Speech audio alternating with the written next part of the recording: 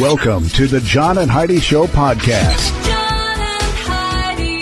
Here's John and Heidi. Thanks for listening to the John and Heidi Show on a Wednesday. Hey, baby, how you doing? I'm good. How are you? Fabulous. You need to step up closer to the mic. You're like lean back, taking a nap over in the corner. Oh, how you doing? You all right? I'm good. We're halfway through the week here. Yeah.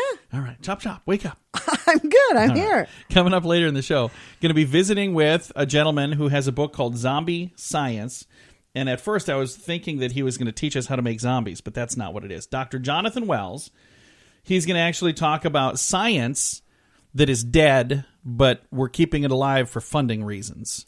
So interesting. he said that there are scientists who will kind of put out whatever answer their funders want them to put out. Yeah. Which is not good. Not at all. So he's got this book, Zombie Science. We'll tell you all about it and have an interview with him later in the program. Ready for a really fun little quote? Yes. The more I want to get something done, the less I call it work.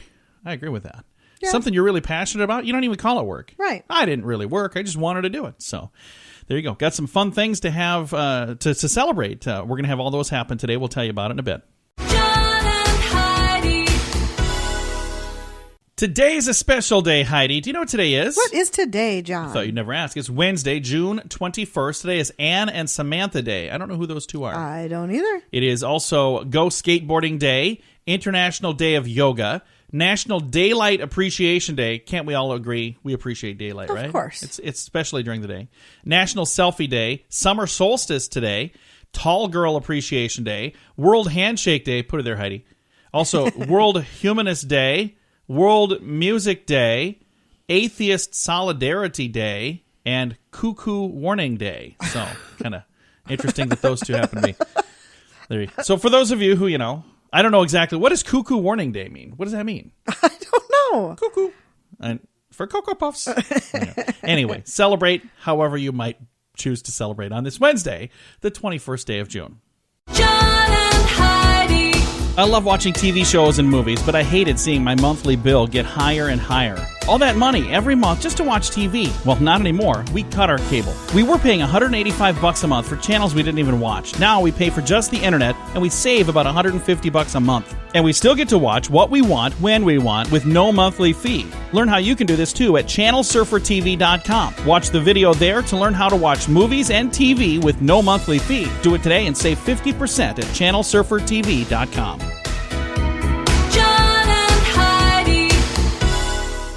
You know it's true because you heard it on the radio. Your morning cup of coffee may slow the biological aging process. Really? Who'd have thunk it?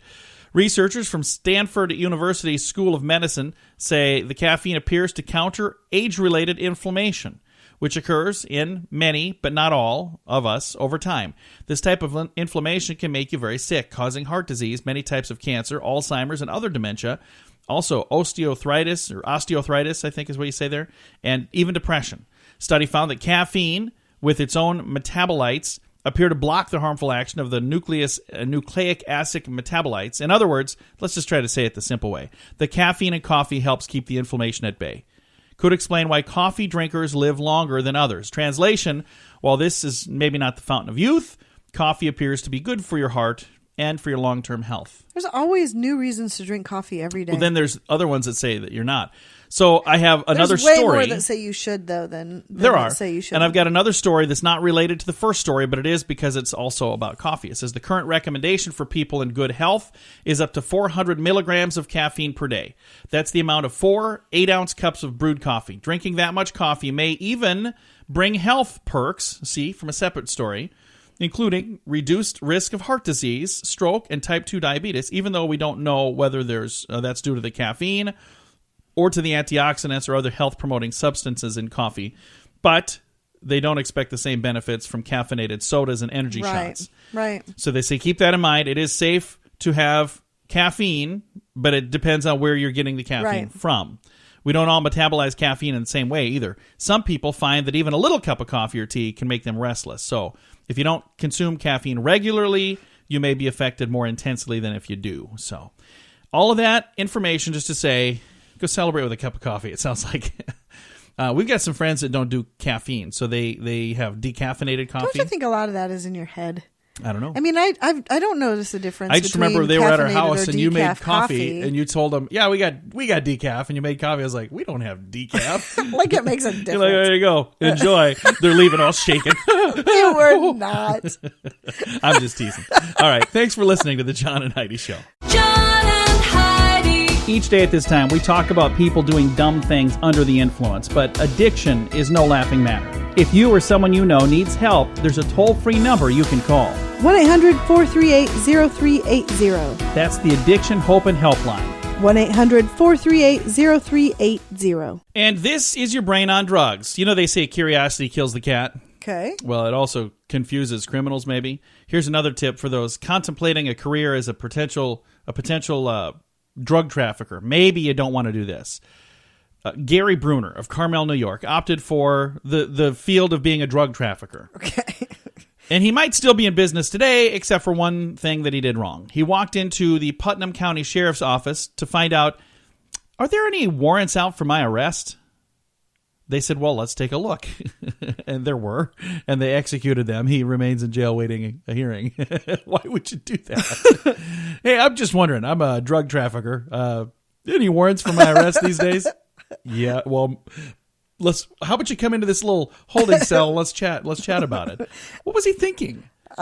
Maybe he was kind of turning himself in. I don't know. That could be. I don't know. I just think that it seems really weird. He wouldn't have done it otherwise. I mean, if there were warrants, you knew he was going to be arrested. Am I getting away with anything? I'm just wondering. Coming up, we have your moment of duh. John and Heidi. Just a bit ago, we talked about a guy who walked in and asked if there are any warrants out for his arrest. And, there were, and he was arrested. Well, this guy also had a warrant out for his arrest, Lance Schaefer. But this time, he didn't walk into the police, but he did call them because he was robbed at the Holiday Inn. So he called the police. They came, did a complete report. He gave them all of the details, other than one minor thing. He did not give his name. Lance gave his brother Luke's name, even has his own his social security number memorized. So how would you know your brother's social I know yours. So yeah, but do you know mine. your siblings? No, I don't even. Me either. I don't even hardly know their birthday. I don't know their middle names. I don't know them well. I'm just kidding. I know all of that. I'm being silly. Anyway, things were going fine till Lance decided to call the police and see, have you found my stuff? And he called in and said, hey, this is Lance Schaefer. I'm calling to see if my stuff. And they're like, Lance? He goes, it's Luke Schaefer. This is Luke Schaefer. And They started checking, and they're like, wait a minute. That's why he looks so familiar. He's wanted by the law. So they gave him we got your stuff. Come on down here and pick it up. And he showed up, and we don't have your stuff, but we do have you. Coming up, we've got your scoop of the day. That's on the way. John and Heidi. If you promised yourself you'd lose weight before you went to the beach, that's still within reach. Get some help from a cool pink drink. Try it free at pinkdrinkfree.com. This pink drink tastes great and can help you lose weight. 8 out of 10 Americans are overweight. If you're tired of being one of them, we'd love to help. People around the country are experiencing amazing results with this pink drink, and you can try it before you buy it at pinkdrinkfree.com. That's pinkdrinkfree.com. John and Heidi. Now your scoop of the day. A couple things I don't know about are sports. That's one thing I don't know about. And then The Bachelor show, something else I don't know about. I've never gotten into those. Two top stories today. Major League Baseball reports are going to start using a pitching clock in 2018. I have no clue what that means. I don't either. So I'm going to time your pitches now? I don't know. Is that a good thing? For sports fans, let me know if that's a good thing. Production of ABC's Bachelor in Paradise has been suspended amid allegations of misconduct. Really? You're telling me people who say I'll marry whoever the winner of this show is make bad choices? You're kidding me. I mean, the shocker of the day. The Czech Republic leads the world in beer consumption at 45 gallons per person per year. That is a lot. 45 gallons per person per year for the Czech Republic. In a whole year, though? Yeah, that's a lot of booze. I don't know. It's a lot of booze. I don't think it seems like a lot. Okay. I suppose if they're figuring in children and stuff, too, that would be a lot. Because then the average goes up for the adults. So wait a minute, if they factor in children, how much beer does the average child drink in the Czech Republic? Well, you said if they're figuring this many people in the Czech Republic and it's 45 gallons per person. I don't know. They're probably including the whole population. I think there's number, a whole lot of people drinking a whole lot of booze. I think you might be drinking some I wonder booze. if it's depressing there. I don't know. Hey, charitable giving in the U.S. in 2016 was up nearly 3% from 2015. The Giving USA annual report on philanthropy said individuals, estates, foundations, and corporations gave $390.05 billion to charities in 2016. That's up from $379.89 billion in 2015. I thought that was a number because it's 390.05. I thought that was the number per charity, but no, billion. So it's a lot of dough. I know we've given money, but I don't think we've given anything near that total because we don't have that. Fruit Loops teamed up with fashion designer Sean Neff for a new collection of eyewear. The collection is available online, $40 a pair, only 400 made for consumers. And I have a link because I think it's kind of funny. Fruit Loops and sunglasses. What is the connection there? I don't understand that. Are they? Can you see them? Are they ugly? Yeah, I'll show you here in a minute. In Scotland, an alleged car thief had his vehicle stolen while refueling at a gas station. So he stole a car, was getting gas, and somebody stole his car. I just think that's kind of funny. That happened in Scotland. If you like scary movies and you like the movie Groundhog Day, you might actually be interested in this movie. You were telling me about this the other day. My son and I both like the movie Groundhog Day. Mm-hmm. And our son is really into scary movies. I don't know. He's got I'm really into scary That's where he gets that. Yeah. It's like an unhealthy fascination. Oh, I love them. So I said, hey, you're going to want to check this out. And it says, if you like horror movies or scary movies and the movie Groundhog Day, you might like the movie Happy Death Day when it hits theaters in October. And it's a weird premise for a movie, but it does sound like it would be interesting. The trailer is on our Facebook page, facebook.com/John and Heidi Show, features a snobby young woman who finds herself murdered at her own birthday party, only for her to wake up the morning of her death alive and facing the same day over and over and over. And it's awful to think that, you're going to continuously get killed every single day of your life because that's what's happening. But it gives her the rare opportunity to solve her own murder and stop her killer. But she has to get murdered a lot leading up to it. So it's an interesting idea for a movie if you're into that kind of thing. Like I said, I'll probably see it. Facebook.com/John and Heidi Show. We've got the trailer there. And then finally, I've heard of a computer bug, but have you ever heard of a computer mouse? And I guess yes. I have one in my hand.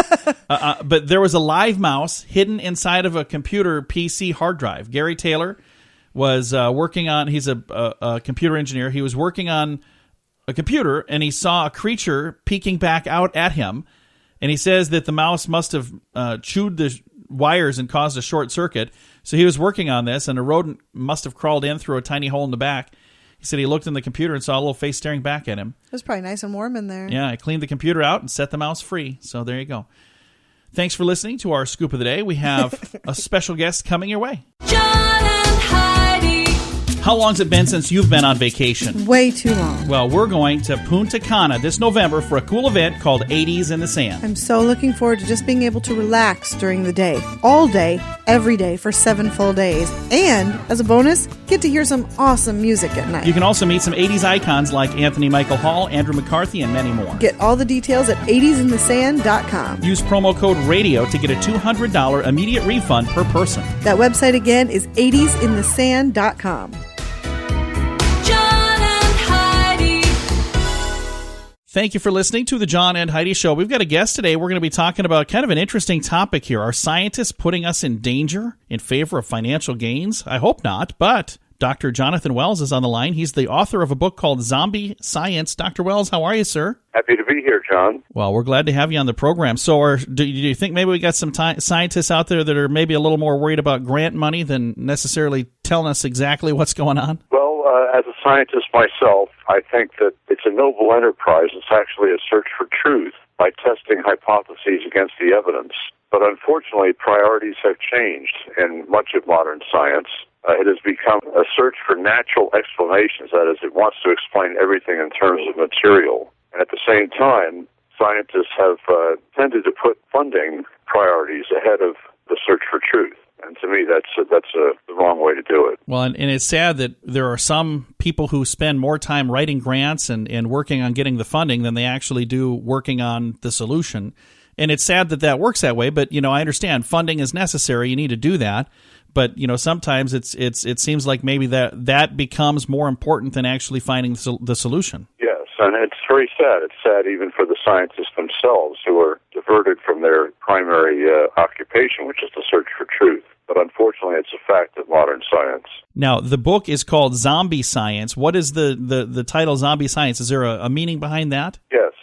For me, zombie science is materialistic philosophy masquerading as empirical science. That is, it's a philosophy pretending to be the search for truth by comparing hypotheses against evidence.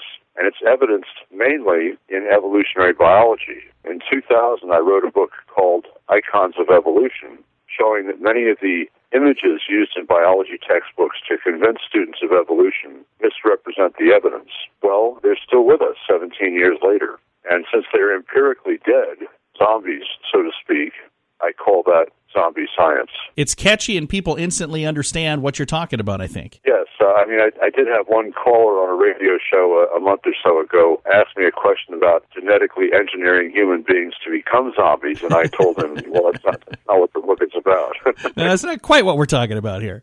Again, visiting right now with Dr. Jonathan Wells, and he's got 2 PhDs in molecular and cell biology, and you've been on the other side of this as a doctor. You've been one that has gotten research grants and done research, and now you're writing a book talking about how maybe the search for money is getting in the way of the search for truth, and I think that's a noble thing that you're doing that. Well, thank you. As a scientist myself, I don't like to see my field corrupted by materialism, either philosophical or financial. What would you say are some of the consequences of big money getting inside the research labs?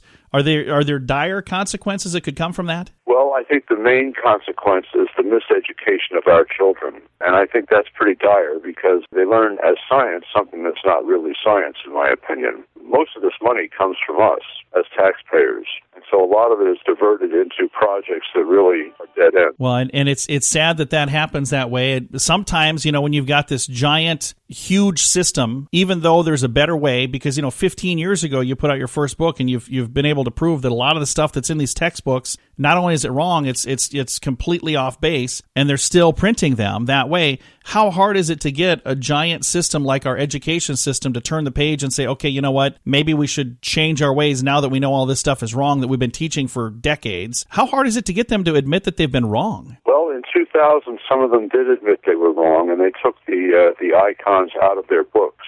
But unfortunately, the underlying impulse to promote materialism has not gone away. So the problem is really for parents. How do you deal with sending your children to a school that is indoctrinating them rather than teaching them? And I think the only way to go about that is for the parents to become educated themselves. And one way they can do that is to read Zombie Science. Well, and that's the thing. We don't know until we know. And then once we know, we should be able to make some changes. But sadly, it kind of sounds like, you've enlightened the scientific world with your first book, and now you're doing the same thing with the second book. I hope this one catches on and makes some changes. That would be fantastic. Jonathan Wells has been our guest, Dr. Jonathan Wells. Thank you so much for taking some time to chat with us today. Happy to do it. And the book is available right now. I've got a link on our social media to make it really easy for you to find it. So if you go to our Facebook page, facebook.com/John and Heidi Show, you'll find a link that'll take you directly to it. The book is called Zombie Science, and it is available as we speak. Thank you so much for listening to the John and Heidi Show. John and Heidi. Would you like custom t-shirts for an event or sports team? We understand that usually the budget's not unlimited. We have full-color custom printed t-shirts for just $7 each. That's one of the best prices you'll find anywhere. No minimum orders, so you can print just one or print 1,000. The price is just $7 per shirt with a minimal setup fee per design. Make the memories of your next event last forever or help your team look amazing with a little help from CustomShirtInc.com. That's CustomShirtInc.com. John and Heidi. Fun fact, Heidi. What's that, John? That's not how I say that. No, Fun it's fact not. for you, Heidi. There we What's go. that, John? That sounded really weird. Lazy Susans are named after Thomas Edison's daughter. Was she lazy? Yeah, well, I don't know, but her name was Susan. Huh. He invented it to impress some industrialists and investors who were gathering at his place. And he's like, check this out. It's a Lazy Susan. And his daughter was like, thanks a lot, Dad. She stomped up the steps and went, I don't know about that. Fun fact for you, Heidi. What's that? Camel's milk does not curdle. Really? That's good to know. In case you ever, need some camel's milk. Fun fact for you, Heidi. What's that, John? In England, the Speaker of the House is not allowed to speak. So why do they Okay. call them the Speaker of the House? They I shouldn't don't call them know. that. Fun fact for you, What's Heidi. that, John? Many hamsters only blink one eye at a time. Really? Yeah, so they blink this I've one, never and they paid blink that attention. one, and they blink this one, Huh. and so on and so forth.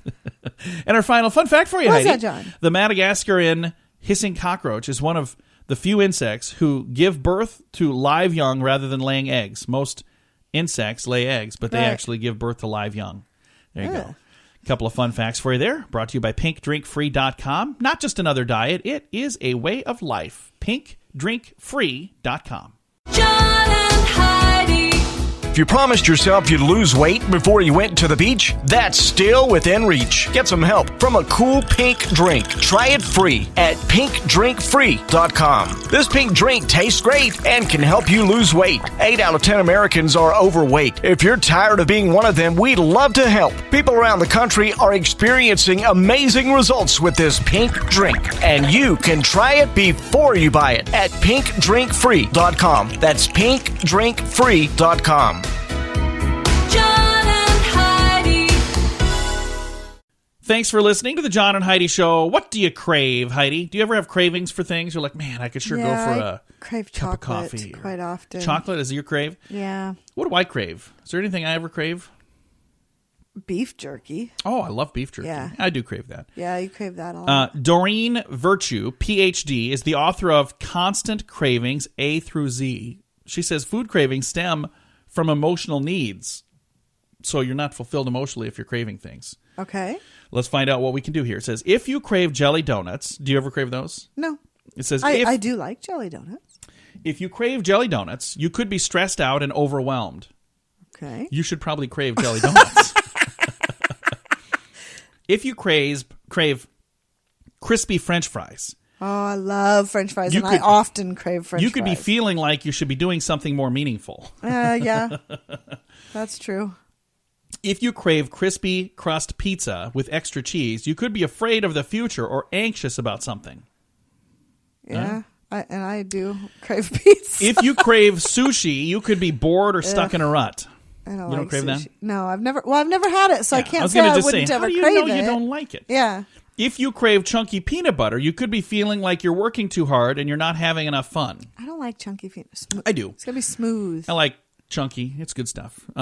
So that's all the cravings on the list here. That is such a weird thing. A lot of women crave chocolate. I wonder why that's not on the list. Yeah, I don't know. I think that whole and why list wouldn't is she? bogus Why wouldn't anyway. she have put beef jerky on there? I mean, everybody. No, that's a little unusual. Okay, I could see that. But jelly donuts means you're stressed out and overwhelmed. Doesn't that just mean that you probably are in an office where they have a lot of donuts? Oh, yeah. Sure could go for a donut. I think that means I'm stressed out and overwhelmed, so get out of my way. Thanks, Doreen Virtue, PhD. Again, her book is called Constant Cravings, A through Z. And I've got a link to it at facebook.com/John and Heidi Show. John and Heidi.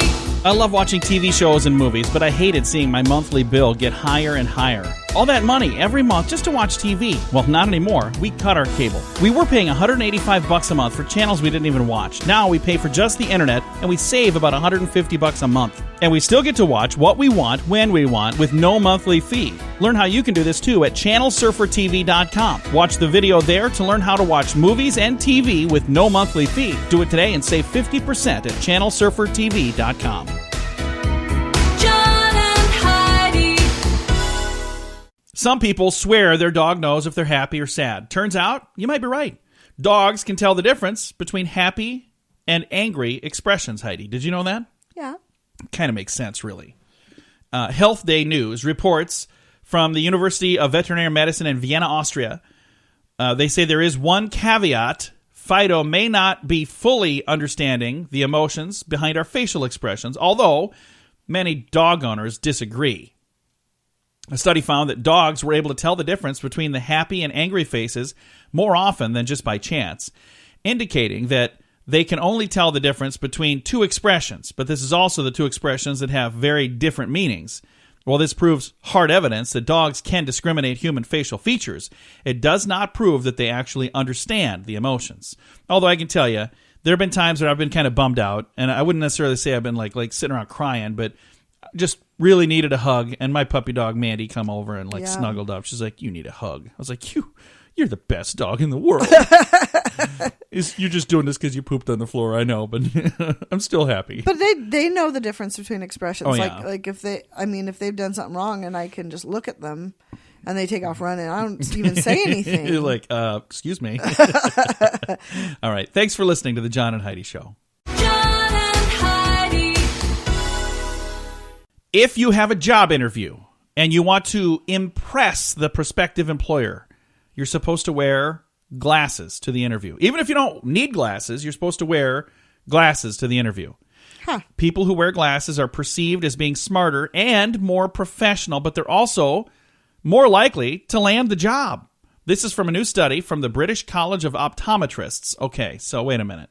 Yeah. Don't you guys kind kind of something in it for them? Yeah, and like, go buy glasses even if you don't need them from an optometrist. So now I'm kind of wondering if this is even accurate. The New York Daily News reports that 33% of those surveyed believe that glasses make a person look more professional. 43% said they make a person look more intelligent. And 40% admitted they would consider wearing glasses to a job interview even if they didn't need them, just, to improve their chances, not to improve their vision. So if you're going to do that, and if you don't need glasses, make sure you wear the right kind, because if you're wearing some like really goofy ones with no lenses in them, that might not help. Yeah, make sure there's lenses. And then again, if you're wearing some that have like a really strong prescription and you can't even discern what you're looking at, that might not help either. You're like blinking, your eyes are huge. So did I get the job? Sir, you're talking to my plant. I'm over here. Oh, sorry. Where'd you go? Coming up, we're going to talk about the safest and least safe days to drive. That's on the way. John and Heidi. How long's it been since you've been on vacation? Way too long. Well, we're going to Punta Cana this November for a cool event called 80s in the Sand. I'm so looking forward to just being able to relax during the day. All day, every day for 7 full days. And, as a bonus, get to hear some awesome music at night. You can also meet some 80s icons like Anthony Michael Hall, Andrew McCarthy, and many more. Get all the details at 80sinthesand.com. Use promo code RADIO to get a $200 immediate refund per person. That website again is 80sinthesand.com. John and Heidi. I have a list from the National Highway Safety Commission, and it's the worst times of the day to drive, the worst times of the month to drive, the worst times of the year to drive. I thought they had the best times, too. That's not on the list. You'd think they'd give me some good news. Like, when's it tells a good you when day? to avoid. Yeah, That's so good. we'll start here. The top 10 deadliest days to drive. So September 2nd is a bad day to drive. It's number 10 on the list of the top 10 deadliest days to drive. One that's not on here that surprises me is New Year's Eve. I thought that'd be on here. I thought that was a deadly day to drive. But September 2nd, July 2nd, August 12th, August 4th, August 6th, January 1st. Okay, there we go. January 1st. That's New Year's Day. August 3rd, December 23rd. Number 2 on the list, July 3rd, which we're sneaking up on. And what day of the year do you think is the deadliest day to drive? I don't know. July 4th. Oh. According to National Highway Safety Commission, the 10 deadliest days of the year to drive, July 4th Some is of the those deadliest don't even day. make any I sense know. to me. It's there's random days. But they calculated how many highway fatalities, and these are days that are dangerous, and I don't know why. I think some of these are at the time when the sun is at the horizon, right at the time you're going to work or the time you're coming home. I think that's probably part of it. But July 3rd and 4th, I suppose, is because there's so many more people traveling. And then January 1st, because people were out drinking the night before, and they're still, it's the 1st when they're driving home after midnight. So don't do that. Don't drink and drive. That's a bad, bad, bad idea. Top 5 deadliest months to drive: September, November, July, October, and August. Deadliest days of the week to drive. The top 7 are... wait a minute. There's only 7 days in a week. So the safest day is Sunday. Second safest is Tuesday, then Monday, then Wednesday, then Thursday. Second least safe day is Friday, and the deadliest day is Saturday. And the worst times of the day to drive, the deadliest times. 3 p.m. to 6 p.m., believe it or not, is the worst time to drive. I would not have guessed that. because there's more people on the road at that time. People are coming home from work and going to work. And then 6 to 9 p.m., then 9 to midnight, then noon to 3, then midnight to 3 a.m. So there you go. 3 p.m. till 6 p.m., deadliest time of the day to drive. We'll get to some positive, happy news coming up here. That'd be good. Yeah, that's on the way. John and Heidi. This portion of the John and Heidi Show is brought to you by the John and Heidi Show. That sounds kind of funny, but it's true. Go to your local radio station and ask them to start carrying the John and Heidi Show. Here's the best part. They can carry the show for free. They play a couple commercials, but it doesn't cost them anything every month. So if you know a radio station that could use a little bit of help, send them our way. Send them to johnandheidishow.com. Again, johnandheidishow.com. We would love to do a radio program in your community. Then you could listen to the podcast and listen to us on the radio. John and Heidi. Thanks for listening to the John and Heidi Show on a Wednesday. Kind of had some doom and gloom on the program today. Little good bit. news. We always wrap things up around here with some good news, and I have some good news. You ready for this, Heidi? I'm ready. Going to head to Rome for this one. Rome, Georgia. 2 Georgia police officers went above and beyond call of duty to help out a local resident in need. Lieutenant Walters and Officer Brunson caught a 14-year-old shoplifter stealing candy from a business in Rome, Georgia. According to police, the teen gave the candy back after he was caught. The officers then took the teen grocery shopping when they learned that he was stealing food because he had no food at his home. So it's not that he wanted to be a thief, but he had nothing else, and he had nothing to eat. So they said, you know what? Instead of punishment, I think this kid needs some food, and you got to understand this is the wrong way to get it. Right. So there's a great story if you want to read the entire thing. Facebook.com/John and Heidi Show. And I think that's really cool that they took this kid shopping fantastic. and built a nice bond rather than having, now he's not afraid of officers. Exactly. And think about this. A 14-year-old kid, that is a very pivotal time in your life. Bet. So, and they could have, been really hard on the kid and over stealing candy. But you got to understand, if you've got no food in your house, you're going to be hungry. And Maybe I'm not he'll saying decide to become a police officer. There you go. I'm not saying that makes it right to steal. I want to make sure you understand that because it's never right to steal.